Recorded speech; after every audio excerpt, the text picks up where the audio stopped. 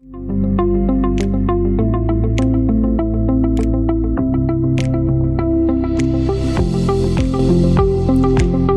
morning, everyone. Good evening, good afternoon, wherever you are, and welcome to this week's Weekly Energy Boost.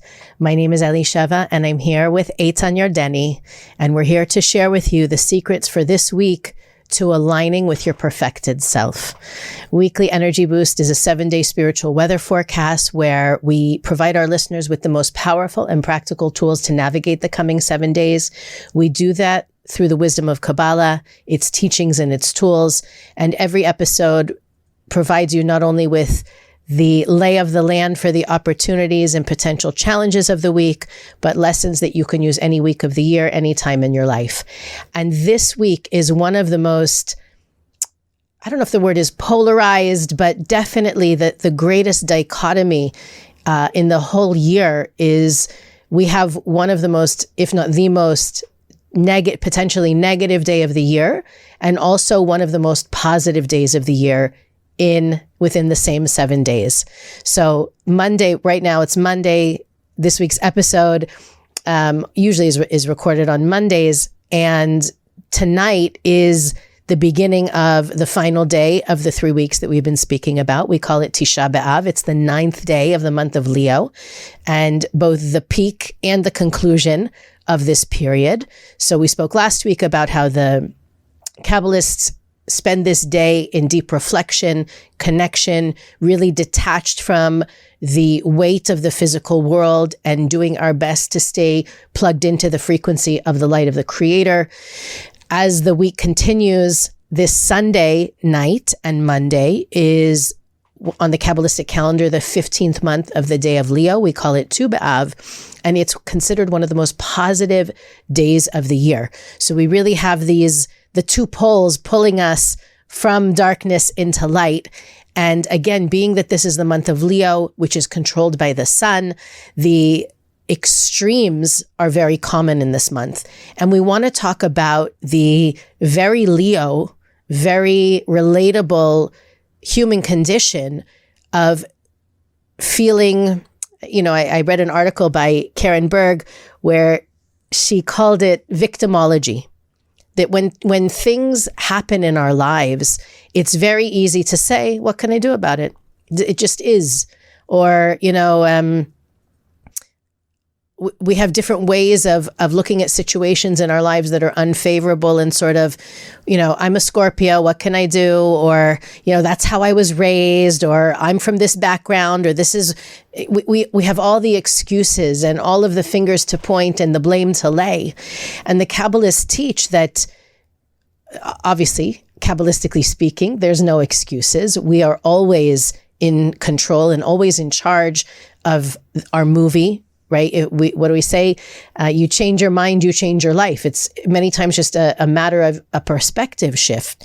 But this week, one of the most powerful teachings goes into the idea that any part of us that feels victim, incapable, unworthy, unlovable, broken, it's not us. The true us is a perfect diamond, and the real work of revealing light in our journey is uncovering that diamond. So Eitan and I were talking about different teachings and ways to share with you how to really access the gift of this week. Eitan, I'm going to pass it to you first.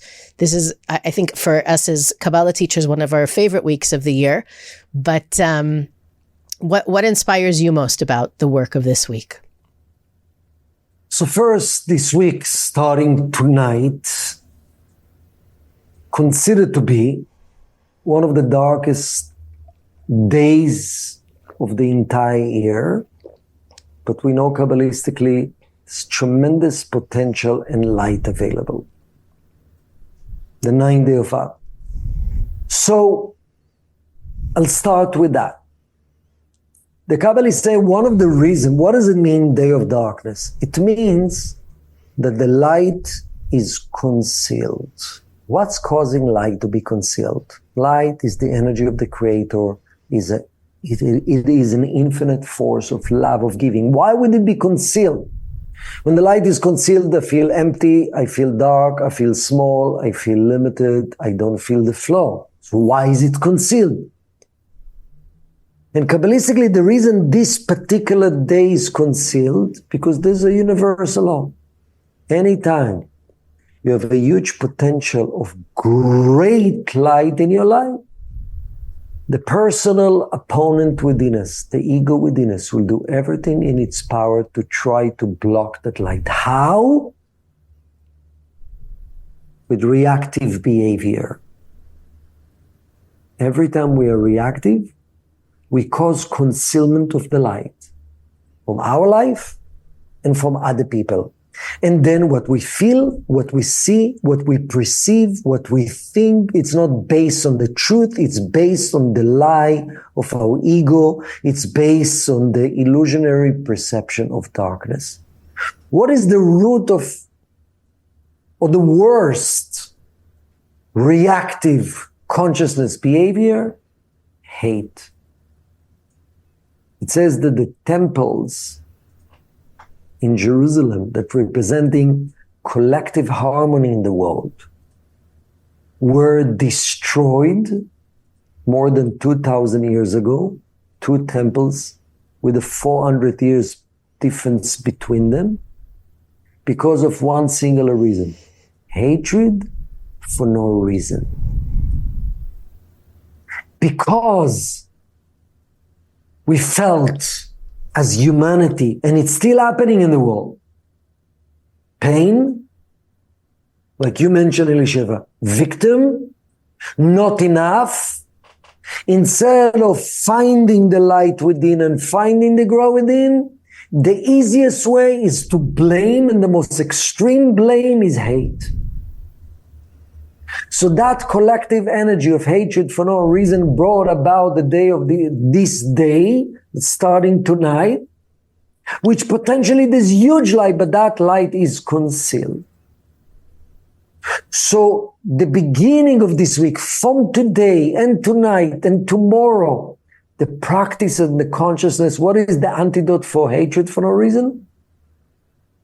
Love for no reason. Kindness for no reason. Smile for no reason. Gesture for no reason. Just because the other person deserves it, he doesn't deserve it, he appreciates it, she appreciates it. Just give kindness, the opposite. So that's the beginning of the week.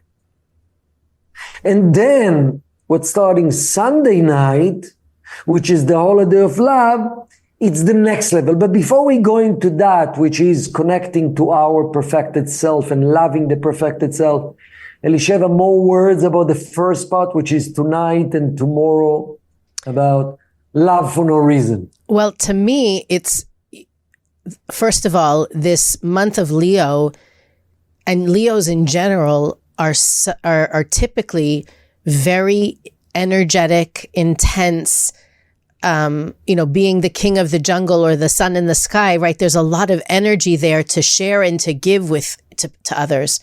But if you know Leos well, you know that they have these two modes of I'm king of the world or I'm useless and I can't do anything. And there's very little in between. And so when I look at this week and I think for each one of us, and one of the things we talk about as the energies of the months change is that we're not just talking about our Leo friends. All of us are affected by the influence of Leo in this month. So what I look for personally is, where am I feeling like I'm on top of the world, I'm untouchable, I know better than everybody else, like the royalty syndrome? And then where am I on the other end of the spectrum? Where do I feel I'm a zero? I can't compete. Why even bother trying? And I think that why even bother trying is very much at the root of hatred. That if somebody, where does hatred really come from? I feel helpless and powerless over a situation, and I start to hate whoever's putting me in that position or whoever caused me to feel that way. Whether it's, You can look at extreme situations. I think it's a lot easier to hate people you don't know, politicians, celebrities, people that are, we only see a certain aspect of them. But I'm sure that there are people listening who feel very justified in their hate for a person or group of people because of actual events that took place. And we feel that way when we feel that we didn't have a choice, when there was nothing that could be done, where we were powerless. And the way to feel powerful is to hate. You see it today unfortunately, in the world, with countries against one another, in so many global conflicts. The powerless, it's just so easy to respond with hate than it is to take responsibility, than it is to work on making a difference and changing things. And so I feel like as we move from this dark time into the light, we have the opportunity to see this in ourselves. Where am I playing the victim card? And where am I above everybody and untouchable and unwilling to see? Those two extreme Leo modes are going to show up in all of us this week. So I feel the work on the hatred piece, or anywhere in my life that I'm blaming, pointing fingers, resenting, the question really is, maybe I couldn't change things then. Maybe I didn't have an option then, whatever happened. But I do get to decide how I feel about it now and its impact on me now. And from that, I can shift from those feelings of hate and contempt into peace. I love it. One of the practical questions that I've been asked about the concept of hate and judgment is, does it mean I need to love everyone and to agree with everyone and to align with everyone? Look at the political situation in the United States. Very often, we see people that are so convinced about their opinion, but it leads towards hating the other party. Where is the balance? Actually, Rav Ashlag, the one who started the vision of the Kabbalah Centre 100 years ago, said that in any healthy society, healthy marriage, healthy company, has to be polarities of opinions. You have to have differences that you believe in. But is it possible to have differences without hate? Absolutely, yes. That's part of our spiritual work. And when I say love for no reason, imagine someone that you disagree completely with. Are you able to come from the right place, fight for your opinion? Yes. Share with others why you think your opinion is? Yes. But before, cleanse your heart.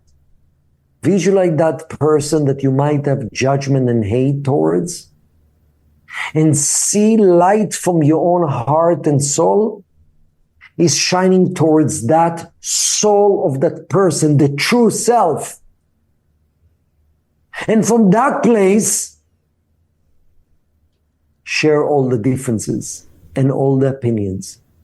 Because one thing we need to ask ourselves, forget about the external realities, who is wrong and who is right. What type of energy you want to maintain in the cells of your body and in your heart? Love or hate? If you have hate, doesn't matter for what reason, you are attracting chaos in your life. Because like Elisheva said, hate starts with, I'm hating life. I'm hating the circumstances. I'm actually hating the Creator. Any type of hate towards someone else, I'm declaring I'm hating the Creator. I'm hating the universe. I'm not accepting life. What type of energy field would you like to have here? And after we fix that, especially these days, then express the opposite opinion. Fight for what you believe is right without hate. Which leads us towards now the story of the holiday of love. After we cleanse that and we fight, So give us a little insight about Sunday night, next Sunday night that is coming. What is the magic there? Now the energy is lighter. The light is more revealed. What is the spiritual work then? It's the real Valentine Day. Right. So the Kabbalists teach that there is this unique harmony in the universe on that day between the sun and the moon, right? It's the month that's controlled by the sun, but it's the full moon in that month. It's the one day a year where those two celestial bodies share the sky. And in Kabbalah, the sun represents the masculine, the moon represents the feminine. And so it creates this alignment in every individual, in relationships, in partnerships, and even potential partnerships, right? Because in any one moment, right, the sun is constantly giving, representing the giver, the initiator, the cause, and the moon is always reflecting light or reflecting lack of light. So the moon represents, right, for example, right now I'm talking, I'm playing the role of the sun. You who are listening, you're playing the role of the moon. You share feedback, even in the exchange you may be having this week with someone of opposing opinions. At any given moment in that conversation, one of you is the sun, one of you is the moon. And in this day where there is that perfect harmony, the Kabbalists teach that there's an opening to connect to soulmates. There's an opening, just tremendously positive energy, potential revelation of light. So there's a beautiful teaching about how in the ancient days that the women would go out and dance in the vineyards. They would borrow clothing from one another. And the Kabbalists break down this story. Rabbi Brandwein specifically shares different secrets from different writings about this idea. The deepest teaching of all from that story is about the idea, and this goes back to two words that Eitan used in a few minutes ago. What is our true self? Who are we really? And I think that that's something that we struggle with, whether we're on a spiritual journey, not on a spiritual journey, beginning of our spiritual journey, doing this for 20 years, is that on one hand, according to Kabbalah and teachings of many, many philosophers, the real us is our soul. It's perfect. It's complete. It can see from the beginning of time to the end of time. There doesn't experience worry, fear, anger, judgment, hate, none of it. At the same time, in this physical reality, I wear the costume or the virtual reality suit of a body, which comes with not only emotions and moods and feelings and obviously physical sensations as well, which can be confusing to the soul, but also this VR voice, this opponent voice inside everybody's head. And the purpose of that opponent voice is to help us rise above, to overcome, to act with light despite the challenge that voice provides us with. So in that quest, it's very easy to believe that I am angry, selfish, judgmental, jealous, insecure, broken, damaged, because that's the soundtrack that the opponent plays constantly in our minds. And there are two broadcasts. I can listen to the broadcast of my soul, which is always going to be more quiet, more gentle, more subtle. I have to make extra effort to tune into it. But the voice of the opponent is loud. It's a more powerful narrator to the story than the voice of my soul. So the Kabbalists teach that within that story of the way that the young women used to go out and dance in circles and wearing borrowed clothes, the word that the Kabbalists use, actually borrowed vessels, to find their mate. And there were no restrictions, no limitations as to who you could find in that opening of Tu B'Av. All of the rules were set aside, and it was a time where there was great unification, great unity, great connection. So there are a lot of secrets. I think, Eitan, I'm going to hand it to you to break down the real gift of not only what's happening on Sunday night and Monday, but I think it's also a good opportunity to explain that the whole week provides us with that light, whether that light is being it's before the day and that light is coming to us, or it's after that day and the whole week we're spending manifesting that energy, enjoying the benefit of that revelation. So share with us. Beautiful. So when we talk about love, there's many dimensions to love. There's the love between us and the universe, which practically manifests itself when you're in a constant state of gratitude and appreciation, and you're in love with life. There's love between us and our friends. There's love between us and our soulmate. But the root love is between the present me, whatever consciousness I have, and my perfected me. Self-love. And I want to get deeper into understanding it. And Elisheva shared that based, which is, it's a parable that has secrets in it, based on the ancient story. The women used to go out dancing in the vineyards and wearing borrowed white clothes. Who are the women? Us. Kabbalistically, woman is a code for a vessel. All of us, humanity, comparing to the source of all good, the light of the Creator. The light of the Creator is male energy, not from sex point of view, not from gender point of view, from energetic point of view, energy of giving. We as humanity, comparing to the light, energy of receiving, comparing to our fellow men, we energy of giving. It's all relative. So we are the vessel. So when it says the girls of Israel return, or the women, it refers to us, all of us. What does it mean wearing borrowed white clothes? Is the idea that in life, in order to attract love into my life, I need to have attitude and emotions and thoughts of love towards myself. How can I have it? Like Elisheva said, if I see so many imperfections, especially that are working on myself spiritually. So it is important to realize that the white clothes represent the perfected self.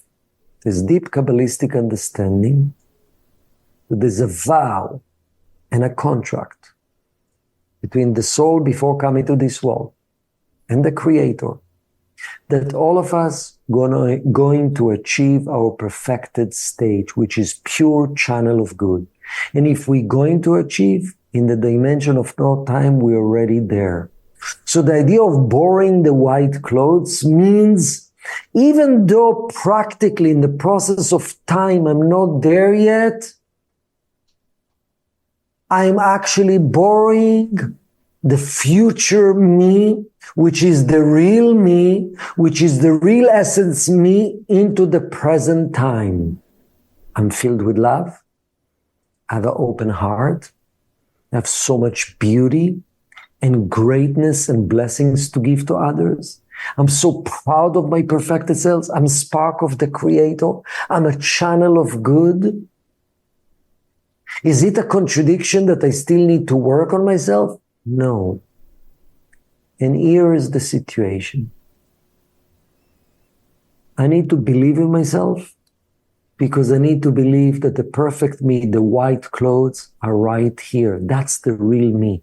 And that's the type of emotions I have to have towards myself, not self-hate and self-judgment. Because the other way is, only when I'll change, I'm going to like myself. Only when I'm going to correct that mistake, I'm going to like myself. Step number 1, borrow the white clothes. Connect to your perfected self. Step number 2, from that energy, what can I improve? You know, some of you have a child or a niece or a grandson or relative or child of a friend, especially the first 3 years of a child's life, a baby. When you look at them, It's so easy to see and to feel towards them such a pure soul. And even though they'll be a little naughty and disturbing and annoying, but you look at their eyes, you still see clearly and you believe in them and you treat them as if they're perfect, they're amazing, they're beacon of light. Do they still need to learn lesson? Yes. But what's my attitude towards them?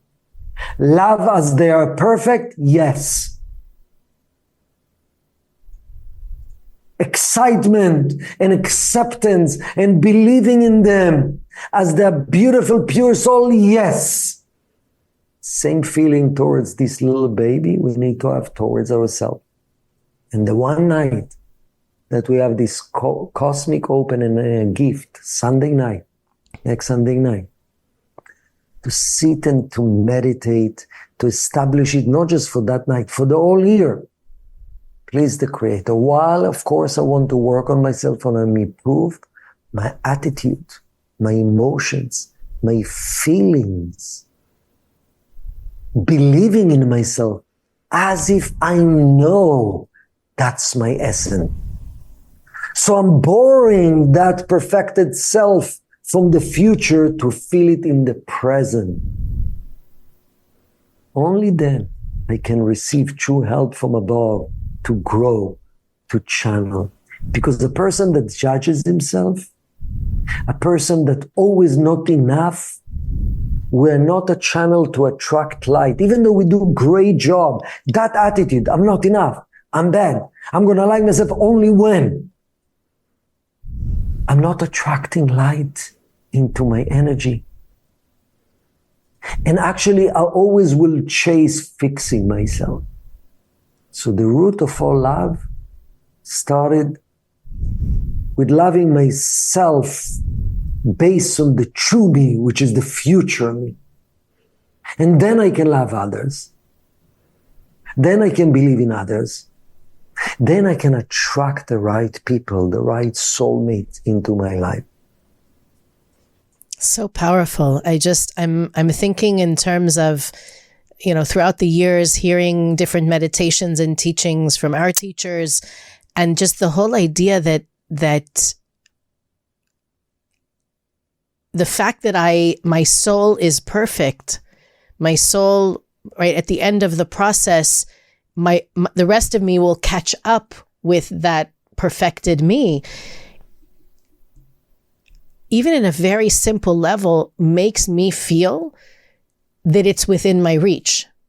That even though I make mistakes, and often I make the same mistakes over and over and over again, I catch myself after the words have already flown out of my mouth or whatever it is, that it's closer than I think. And that's a source of strength for me. If I know I'm going to get there eventually, a lot of people out there say, dress for the job you want. That's what the Kabbalists are saying. Borrow that vessel, right? Borrow those clothes. You're going to have them eventually. Why not wear them now? And to really operate. And there's all these different studies and different ways you can say this idea. But if you imagine you're already there, your brain doesn't know the difference between imagination and reality. You begin to live that version of you. And it's such an exciting proposition. And I'm so excited for everyone to live into that this week, to build their vessel, to prepare for it, to participate in it. And we'll put links at weeklyenergyboost.com so that you can participate in learning more about this window in time, to connect with us, to be a part. One of the things we do at the Kabbalah Centre is we have a huge virtual community, and we live stream so many of our classes and events because we know that the power of, the numbers, that if I'm connecting on myself, that connecting by myself, that's one level of connection for me. But when I gather together with a group of others, that connection is so much more powerful, both for us as individuals and for the world. So you can visit weeklyenergyboost.com, where you'll see the different links, both to participate in the 9th of Av as well as Tu B'Av, those two polarized bookmarks we have this week. You can also visit Weekly Energy Boost to find out about other things that we think are important for our listeners to know, to click the donate button, to support our podcast, and to look into our archives. You can follow us on social media, Facebook, Instagram, and YouTube. We post other content throughout the week to support you in living these teachings. And as always, we encourage you to share this episode, to rate, to like, and to review. That helps us get in front of more ears and more eyes. And we so appreciate all of you for listening and doing this work with us. And we'll see you next week on the Weekly Energy Boost.